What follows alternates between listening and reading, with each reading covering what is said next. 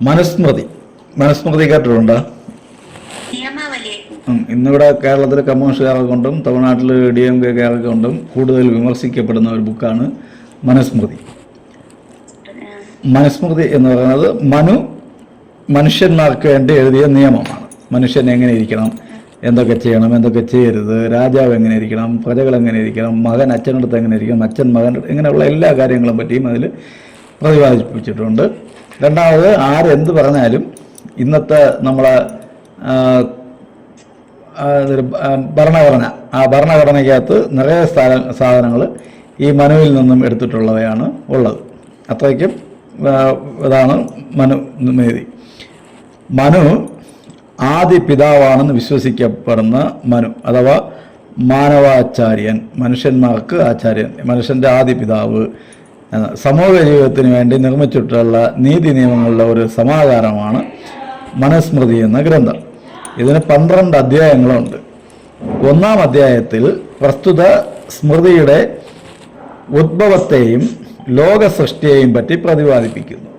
ഇതുണ്ടായതെങ്ങനെ, അടുത്ത് ലോക സൃഷ്ടി എങ്ങനെ ഉണ്ടായി, ഇതിനെപ്പറ്റിയൊക്കെ പറഞ്ഞിട്ടുണ്ട്. 2-ാം അധ്യായത്തിൽ ഇന്ദ്രിയങ്ങളെയും ഇന്ദ്രിയ ജയത്തിൻ്റെ പ്രാധാന്യത്തെയും ഇന്ദ്രിയങ്ങൾ ഏതൊക്കെ? പഞ്ചേന്ദ്രിയങ്ങൾ, കർമ്മേന്ദ്രിയങ്ങൾ, ജ്ഞാനേന്ദ്രിയങ്ങൾ, ഇതൊക്കെ ഇന്ദ്രിയങ്ങൾ. അതിനെപ്പറ്റി പറഞ്ഞ് ഇവയെ നാം ജയിക്കണം, അവരെ പാട്ടിന് നമ്മൾ പോകരുത്, അവരെ ജയിക്കണം എന്നുള്ളതിനെ പറ്റിയൊക്കെ അതിൽ പറഞ്ഞു. ബ്രാഹ്മണന് വേണ്ട ഗുണങ്ങളും വിവരിക്കുന്നുണ്ട്.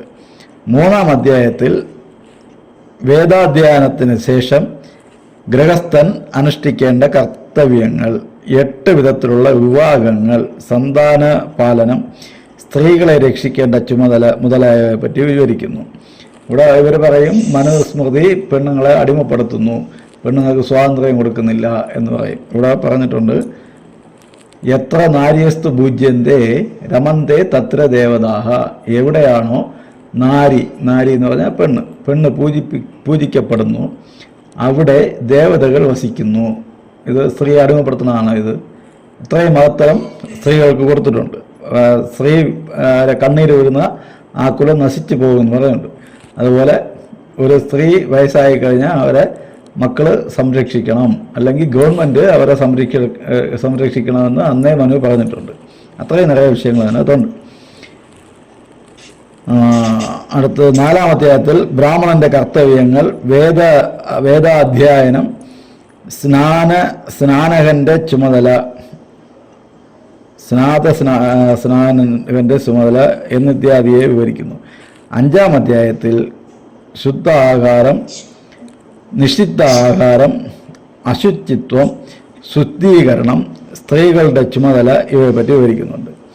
6-ൽ വാനപ്രസ്ഥൻ, സന്യാസി എന്നിവരുടെ ധർമ്മങ്ങളാണ്. 7-ൽ രാജാവ്, മന്ത്രികൾ എന്നിവയെ പറ്റി വിവരിക്കുന്നു. 8-ൽ നീതിന്യായ പരിപാലനം, അതിനുവേണ്ടി നിയമങ്ങൾ, വ്യവഹാര രീതി, ഋണബാധ്യത, അവകാശമില്ലാതെയുള്ള വിൽപ്പന, പങ്കുകാർ, അതിർത്തി തർക്കങ്ങൾ, അടിപിടി, മോഷണം, വ്യഭിചാരം മുതലായ കോടതി സംബന്ധമായ സകല കാര്യങ്ങളും വിവരിക്കപ്പെട്ടിരിക്കുന്നു.